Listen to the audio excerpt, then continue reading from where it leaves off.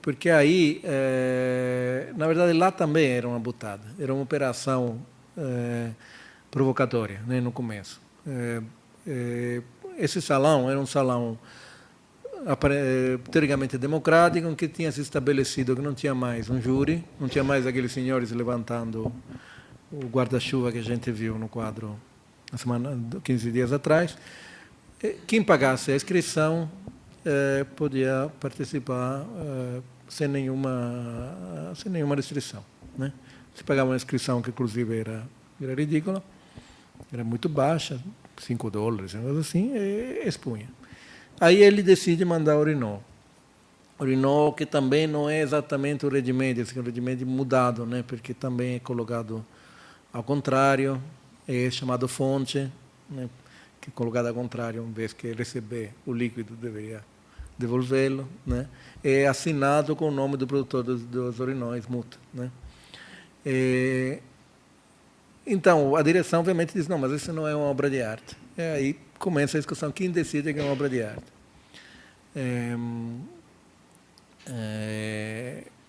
O seu amigo, colaborador, que também é um colecionador, que tinha um grande vidro depois, e que era um homem rico, que é Arisberg, que faz parte do conselho, diz, não, então, é uma obra de arte porque eu sou colecionador e eu compro. O que comprova que é obra de arte é o cheque, né, que ele dá, e, portanto, estabelece que é obra de arte. Mas aí eles, enfim, não conseguem passar essa ideia, e eles tiram esse Orinó da exposição, levam para o estudo de um grande fotógrafo e galerista americano, se chama Stiglitz. Stiglitz fotografa esse Orinó na frente de um quadro, de maneira de substituir uma figura de Nossa Senhora que tem a mesma forma, faz toda uma operação. E depois esse Orinó é destruído, não se fala mais disso, né? Então, é até curioso pensar quando é que esse Orinó virou obra de arte. Quando foi apresentado, quando foi comprado, né? Quando foi fotografado como obra de arte.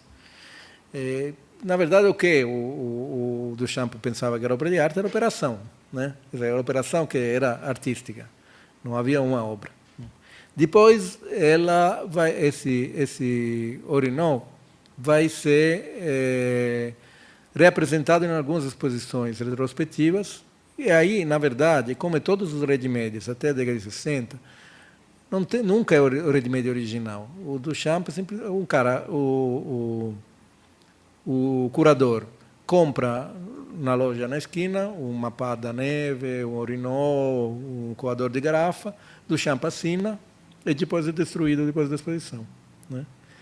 Começa a virar diferente quando o Duchamp vai fazer aquilo que se chama boîte en valise, que é uma espécie de caixa ou mala, em que tem em miniatura todas as obras dele importantes.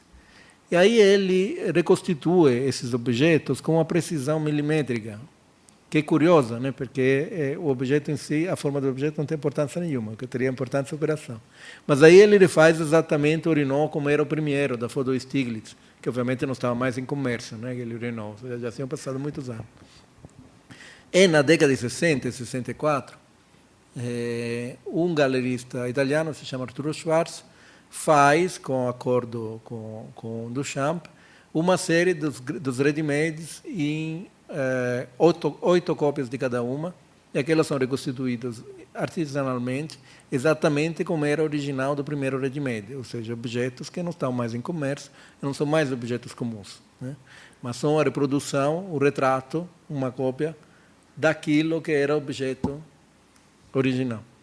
E quando a gente vê uma exposição de Duchamp, é esses que a gente vê, né? Vê essas reproduções do final da carreira. E tem muita discussão se nesse caso o Duchamp não teria um pouco traído, né, por razões comerciais, o sentido da operação. O que não faz muito sentido, porque, na verdade, isso faz supor que Duchamp em 64 estivesse ainda numa posição que estava em 17, né? Na verdade, em 64 ele estava fazendo obras em que tinha uma precisão milimétrica, embora as obras sejam estranhas, como o Tandoné, que é a última obra dele, que é um pipichó, né? Que se vê de uma lente, uma mulher com uma lanterna atrás de uma porta, enfim. Aquilo reconstituído, ele demorou anos para reconstituir, fazer a pele da mulher, usar que material usar, enfim. Assim como para fazer a La Boîte en Valise, ele teve que reconstituir um tipo de impressão para que não existia mais, para refazer exatamente o modelo do grande vidro. Enfim, está numa fase em que, de fato, ele está reproduzindo os seus originais, as suas operações, com a precisão milimétrica, que, de alguma maneira, ela também é inexpressiva, né? Anestética, como ele queria ser. Não é estética, porque é simplesmente a produção exata do objeto. É interessante pensar que o 64, que é o ano em que são feitas essas reproduções, é também o ano em que o Andy Warhol faz as caixas de brilho box, né? Que são caixas de madeira em que ele reproduz caixas de supermercado, né? Ou seja, a operação que o Duchamp faz em 64 é pop já, né? Já estamos na arte pop, né? Não é mais Dada, não é mais surrealista, né? E já uma outra passagem. De fato, o peso que ele tem para essa geração é enorme, né? A importância que ele tem para os pops é central. Mas o que depois desse longo excursus, voltando a essa situação do ateliê, o que esses objetos, em todo esse percurso, desenvolvem, é algo que nasce dessa sensação de trocas e de manipulação de objetos, que é a estética do ateliê no começo do século XX. Essas ideias que as coisas não precisam ser necessariamente acabadas, que qualquer objeto pode ser significativo, ser usado de maneira criativa. Por exemplo, o famoso assento e guidão da bicicleta do Picasso, né? É um objeto do ateliê, né? Pegando dois objetos, monta. A escultura de Picasso é quase toda feita assim, né? A guitarra de Picasso, todos esses objetos que hoje são extremamente valorizados, é inicialmente essa experiência do ateliê, que nunca chegava, e há uma certa recusa à instituição ao mercado da arte, porque nunca chega a se solidificar, né? Permanece nessa situação que ele pode ser continuamente retomado e manipulado, né? E, portanto, se cria, digamos, um ambiente em que, um ambiente artístico, em que essa circulação é de alguma maneira livre, né? E criativa justamente por uma contínua elaboração.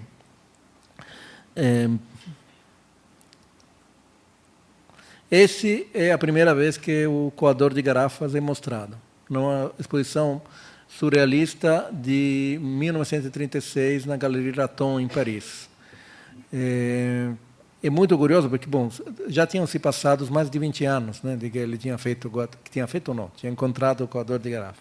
Então, a primeira vez que ele aparece publicamente é aqui. Mas aparece num contexto muito estranho, uma exposição surrealista, numa vitrine, né? E nessa vitrine tem, por exemplo, estatuinhas da Polinésia, vários objetos de mercado de pulgas. Esses objetos aqui são modelos de Poincaré. Poincaré é um matemático do começo do século XIX, tinha modelos matemáticos, né, de variantes, de hipérboles, enfim, variantes matemáticas representadas através de objetos tridimensionais. A roupa, não lembro de quem é, de Max Ernst, enfim, que ele pendurou a sua própria roupa aqui. Então, tem um conjunto de objetos que dialogam entre eles, né? E o que é significativo aqui é que o coador de garrafas, que é um objeto comum, é colocado como se fosse um objeto antropológico, como se fosse um objeto de demonstração matemática, né? Colocado quase como um modelo matemático e como objeto antropológico, ou em relação entre os dois, né? É curioso que de fato ninguém pensa nas tatuinhas polinesianas ou nos objetos de Poincaré como ready-made. O único ready-made é esse, né? Talvez porque os outros já são objetos de contemplação, né? Não são objetos duros, não são objetos comuns, né? É só esse que, de fato, é tirado do seu contexto e se torna objeto artístico porque é incluído nesse outro contexto. Diga. Escorredor de garrafas. Bom, é cotuar, acho que não é. É verdade, é verdade. Eu nunca consegui traduzir bem essa coisa. Obrigado. Bom, eu queria agora também centrar um pouquinho mais sobre um outro artista para o qual o ateliê é central e que passa por várias fases, que é o Giacometti, né? O Giacometti não apenas desenha repetidas vezes o ateliê. Esse é um desenho já da década de 50, 60, porque essa é uma escultura da década de 50. Né? O desenho não é datado, mas pela escultura a gente pode adivinhar. E, sobretudo eles parecem, no começo, buscar uma estética muito ligada a essa ideia do objeto manipulável, da relação tátil com o objeto. Ele tem um texto famoso que ele escreve para o seu galerista, que é Pierre Matisse, filho do Henri Matisse, que tinha galeria nos Estados Unidos. Ele pede um texto biográfico. Ele diz que ele estava estudando na academia quando era muito jovem e começa a ter um problema em moldar as esculturas, porque tem a sensação que as esculturas são moldáveis ao infinito, que se ele começa a fazer um nariz, a distância entre as narinas, estou um pouco resumindo o que ele diz, a distância entre as narinas fica infinita, ele pode mexer aquilo continuamente. Quer dizer, a sensação tátil da distância não chega a criar um volume do ponto de vista óptico, contemplativo, né? Então ele começa a criar objetos que são sempre mais ligados a uma manipulação imediata. Esse aqui se chama objeto desagradável. Esse se chama objeto desagradável a ser jogado. São objetos pequenos. Você tem uma versão em gesso, depois em bronze, uma versão em madeira. São objetos pequenos que são objetos justamente que têm essa característica de ser objeto de manipulação. Objetos estão apoiados e parece que em qualquer momento você pode pegar, né? Portanto, a partir desse caráter completamente tátil dos objetos, que ele consegue reconquistar a possibilidade de criar uma certa forma. Ele não consegue se afastar do objeto, é isso que ele conta, né? Então, ele só consegue fazer objetos que sejam imediatamente manipuláveis, né? Depois ele começa a criar espaços em que esses objetos possam se relacionar entre eles, que são as praças, como essas aqui. Esse se chama homem, mulher e criança. Eles se mexem, o homem fica parado, mas as mulheres e as crianças, não sei, talvez o homem também se mexa. Enfim, andam nesses trilhos, né? Portanto, são objetos também que no espaço não têm uma posição definida, né? É o momento em que, de fato, a arte dele parece fazer um salto, a famosa bola suspensa, que é um objeto em que ele reconstitui uma caixa espacial, né? Então, esse é um objeto que, digamos, o espaço do objeto, onde o objeto é colocado, faz parte do próprio objeto. Aqui é uma bola, original em gesso, isso é refeito, né? Mas refeito por ele mesmo na década de 50. É uma bola, tem um corte na bola, e como se passasse, oscilasse em cima dessa faca, né? Tem uma coisa um pouco sádica, né? E fosse cortada, né? Não é muito longe, esse de 31, se não me engano, não é muito longe daquele filme do Buñuel com Dalí, que se chama Olho Andaluzo. O Cão Andaluzo, desculpa, o olho o Cão Andaluzo que começa com o olho cortado, né? O que acontece aqui? De um lado, esse problema tátil da fricção, da relação imediata, manipulável dos objetos, é colocado de maneira ainda mais dolorida, né, dentro dessa estrutura. Do outro lado, ele reconstitui um espaço em que esse objeto é colocado e que, de alguma maneira, é separado do espaço comum. O problema, ele diz nessa carta, eu tinha resolvido o problema tátil, mas me faltava o problema da consistência tátil dos objetos. Mas me faltava um certo lado cortante, uma certa ideia de espaço, né? Esses objetos não conseguia estabelecer sua relação com os espaços, né? Aqui estamos ainda na fase surrealista dele, né? Na fase em que ele é muito próximo de Breton. Mais adiante, ele tem uma virada mais próxima ao existencialismo, ele fica muito amigo do Sartre, e o seu discurso muda um pouquinho. Ele diz que uma grande revelação dele foi ter percebido uma mulher que ele amava de longe e ter tido, de repente, essa sensação de distância intransponível, como os objetos são naturalmente distantes. Ou seja, essa sensação de intocabilidade. Se diz muito que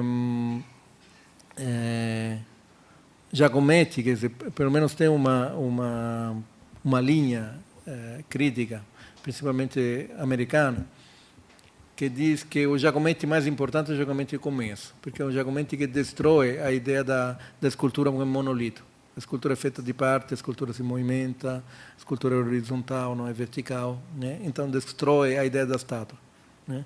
Enquanto no período depois existencialista ele voltaria a fazer a figura humana e a fazer essa é justamente a escultura que a gente viu no desenho, né? E portanto a representa uma volta, digamos, a uma arte mais tradicional.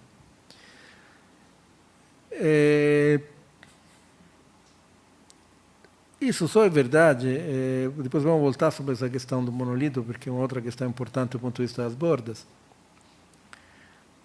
Só é verdade a partir de uma certa leitura da escultura contemporânea, que é uma leitura que diz o seguinte: a partir, o que caracteriza a pintura moderna em relação à pintura tradicional? É que ela não dá mais a ilusão de espaço, ela aceita a materialidade e seu suporte, que é plano.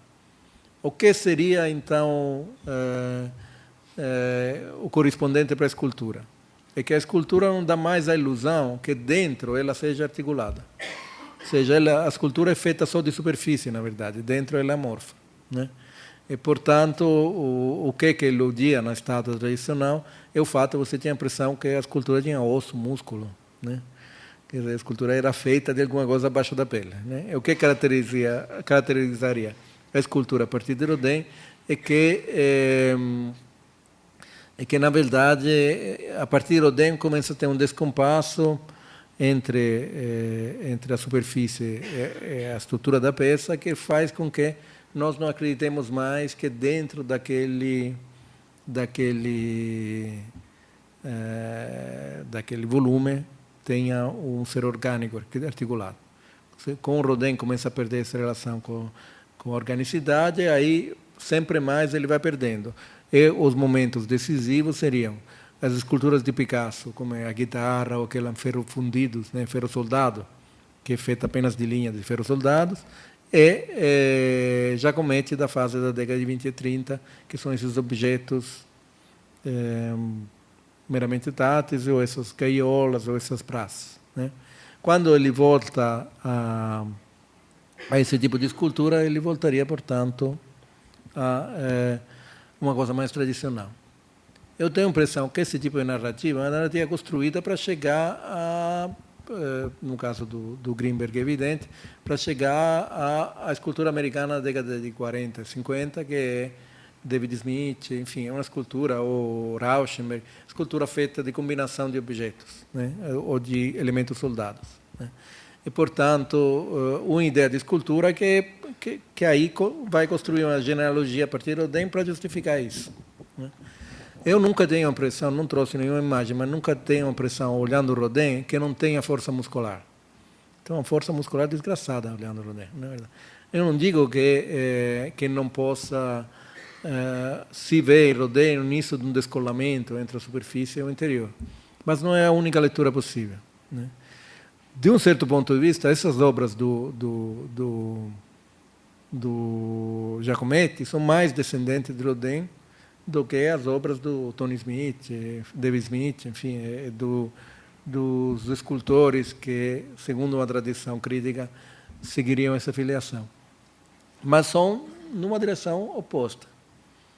O que caracteriza essas esculturas de um lado, que tem uma presença do manuseio da mão, do escavar a figura até quase reduzi-la a nada, que é justamente um elemento tátil extremamente forte. As esculturas de Giacometti são feitas, se você tem uma exposição recente muito boa na Pinacoteca, você vê, né, aquele trabalho da mão que vai escavando até reduzi-la a nada, né? E Giacometti, de fato, ele fazia a escultura, o irmão, à noite, fundia, e depois ele continuava, né, até acabar completamente, né? A escultura ia se destruindo sozinha, né? Por outro lado, essas esculturas, a partir da bola suspensa, mas também dessa escultura com bases, eles criam seu próprio espaço, né? Quer dizer, eles sugerem um espaço que é dado pelo próprio movimento da escultura, né? Uma escultura do Giacometti, eles carregam seu espaço. O Sartre diz, num texto brilhante sobre Giacometti, que as esculturas de Giacometti são sempre distantes, não adianta eu me aproximar. Eles estão sempre num espaço que, para mim, é inalcançável. Eles parecem que estão sempre longe, né? E parece ter conseguido representar a distância, a essência da distância, né? Não o caráter puramente relativo da distância. Então, de certa forma, de uma maneira muito existencialista, a gente pode dizer que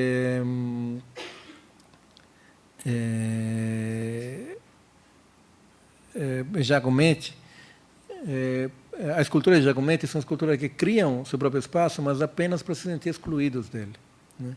O espaço em que essas esculturas se movem é hostil a elas, né? É ao mesmo tempo elas que as produzem, né? Não é o nosso espaço, né? Nós não estamos, é inútil ficar perto dessa escultura, né? Ela está num outro lugar. Mas esse outro lugar é um lugar em que ela mesma parece perdida. É um pouco a tragicidade, esse caráter aflito, né, que as esculturas do Giacometti têm, é um pouco devido justamente a essa capacidade de problematizar o espaço dentro da própria escultura. É muito difícil a rigor colocar mal um Giacometti, né? Porque o espaço dele é dele. Quer dizer, é claro que dá para montar bem, dá para montar pior, mas em todo caso, o espaço que ele estabelece não é um espaço que é dado como espaço em volta ao redor, né? Se como, por exemplo, em outras fotos, se estiver no ambiente, ou até como numa foto que está na capa do livro do Tassinari, está no meio de uma rua, no meio de um gramado, essa escultura é exatamente a mesma, né? Parece que ela consegue uma plena autonomia em relação ao espaço. Bom, então, resumindo, em relação a essa questão do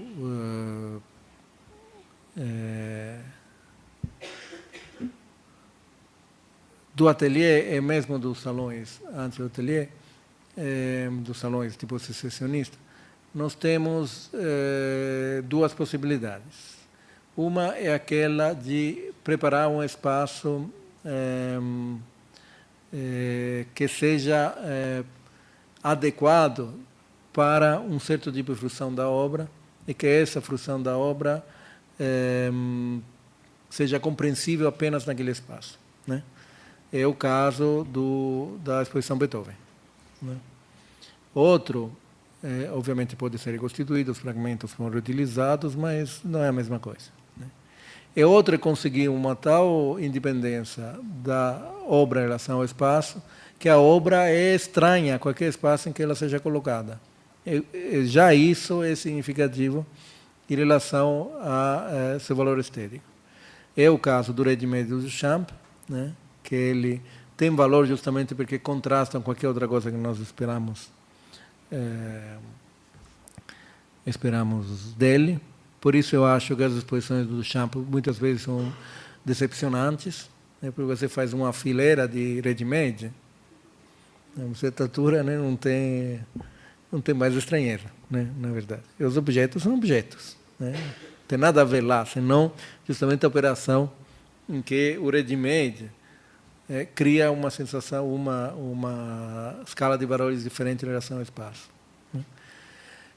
É o caso de obras como essas do Giacometti, de todo seu percurso, não faço diferença entre as mais antigas e as novas, em que tem uma estranhidade natural do objeto em relação ao espaço, uma espécie de desarranjo do objeto em relação ao espaço. Esse desarranjo, essa estranhidade, é a verdade da obra.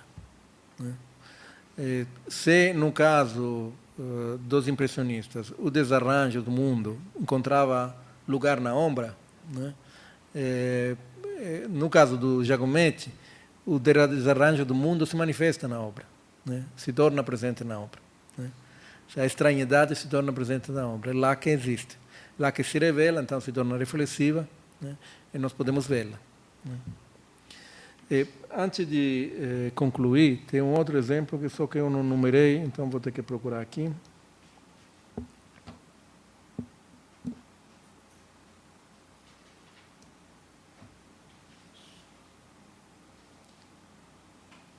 Aliás, tem dois que eu quero mostrar, aproveitando que... Esse aqui é o espaço Gabinete da Arte Moderna, criado por L. Lisinski, um dos mestres do suprematismo soviético, da vanguarda soviética da época da Revolução. Mas isso já em 27, quer dizer, uma época em que ele já estava na Europa. Esse espaço existe ainda em Hannover. Não lembro se Hannover é a cidade original em que foi montado. Mas é um espaço para mostrar quadros da tradição construtiva, tipo de Steele, Mondrian, né, Van Dongen, etc. Até os concretistas, enfim. E uma espécie de máquina para mostrar elementos visuais. Todas as paredes são cobertas de ripinhas de 3 centímetros, que são pintadas de um lado, distantes, não sei quanto, 1 ou 2 centímetros da outra. Do lado é pintado de preto, do lado é pintado de branco. Então, se você muda de posição, você pode ver sobre o fundo branco ou sobre o fundo preto, né? Segundo a sua escolha. E os quadros são colocados em painéis em que eles podem continuamente ser fechados e recolocados, né? E isso permite que você faça experiência de combinações diferentes, né, a partir das imagens que são oferecidas. Esse tipo de... Vou mostrar uma outra imagem também. Esse tipo de espaço, que é um espaço que já é uma obra, né, em certo sentido, responde justamente a um outro tipo de estética, como estética construtiva. De novo, o problema não é a obra acabada. O problema é a experiência que posso ter da obra através de diferentes combinações. Tem um pouco a ver com a questão que nós colocamos em relação às obras dos ateliês, a experiência do ateliê, né? Então, a obra em si é apenas um elemento de uma operação óptica que é feita pelo próprio observador, né? São instrumentos, porque o observador cria as suas configurações. E, geralmente tem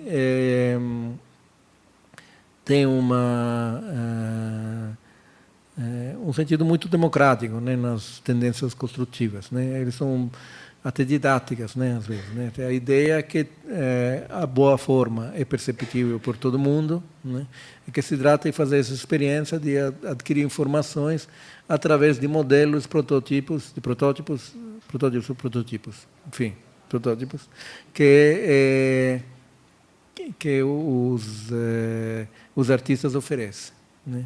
Se trata, portanto, de objetos que não têm valor em si, mas têm um valor enquanto eles se prestam a certas operações. né? Ovviamente isso também representa um problema, né? Porque onde é que está a obra aqui, né? Onde é que se define, de fato, um valor ou uma ordem aqui, né? É apenas uma série de produções, de combinações contínuas e infinitas, né? Podemos afirmar que uma dessas obras se cristaliza numa solução, né? Numa verdade, né? Em algo que adquire um valor em si. A princípio, apenas enquanto elas são objeto desse processo contínuo. Então, uma ideia rigorosa, né, de um construtivismo desse tipo é que as obras são instrumentos de uma organização do espaço, de uma ordem do mundo que você vai definindo a partir desses elementos, né? Agora, aqui também tem posições diferentes. A mais rígida não diria, a mais extrema é aquela do Mondrian, né? Como o quadro é expressão da interioridade, nesse sentido, ele retoma alguma coisa que a gente viu no simbolismo vienense, e tem que eliminar do quadro tudo aquilo que é anedótico, ou seja, tudo aquilo que não é basado sobre a ordem fundamental das horizontais e das verticais perpendiculares e das cores fundamentais, né? Se nós inserirmos nessa construção algo específico, mais específico, por exemplo, uma diagonal, já estamos fazendo já estamos colocando uma anedota, na verdade, né? Então, o quadro já não é mais a expressão do universal, mas a expressão de uma singularidade. Essa expressão da singularidade continua a ser um objeto dentro do mundo e não uma alternativa de ordem do mundo, que é representada justamente por essa ordem que nada deve à ordem sensível exterior, né? Que é a ordem das diagonais, das verticais. Tem a famosa história que o Mondrian, quando ia no campo, sentava sempre de costa para a janela para não ver a natureza, né? Porque tem essa coisa, a natureza é apenas anedota, né? É apenas individualidade, singularidade. O que conta são os princípios gerais. Tudo o resto não pode ser considerado.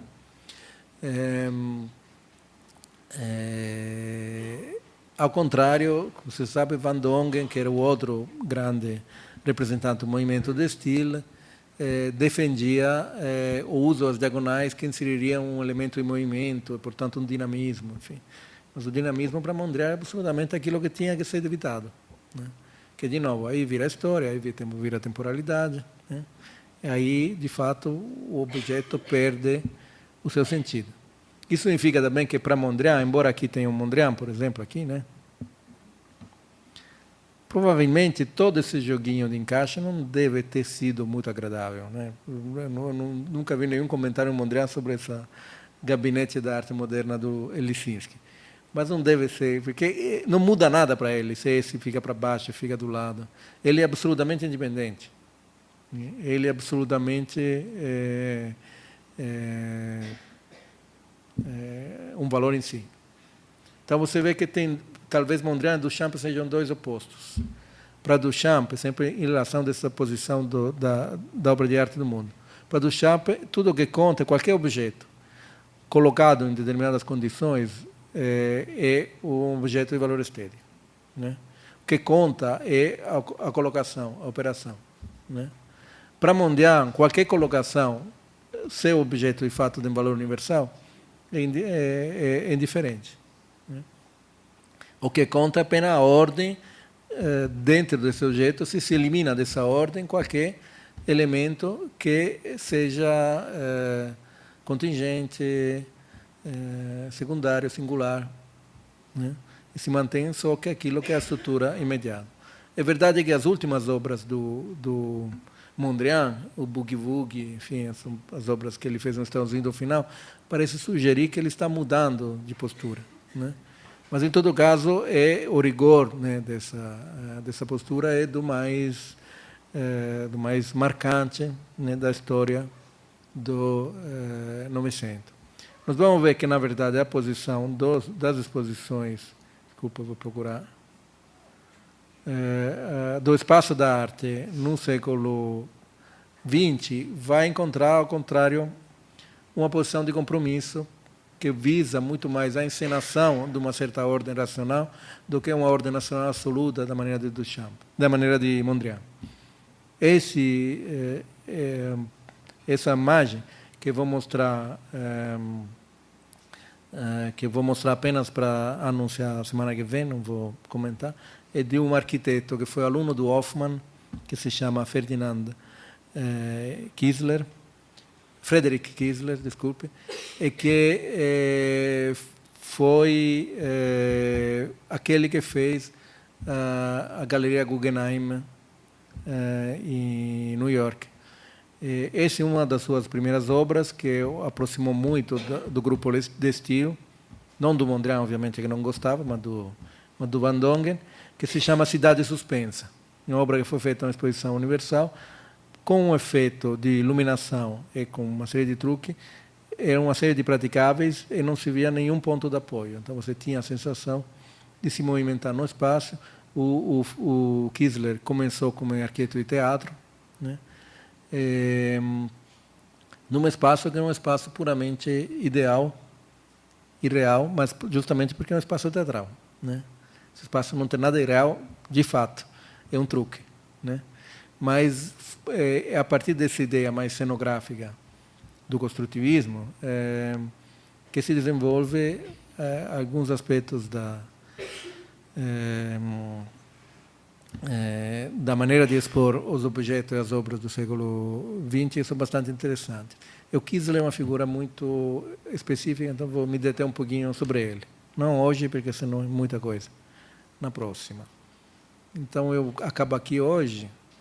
Não sei se você tem perguntas, se tem dúvida. Foi muita lenha na fogueira. Então,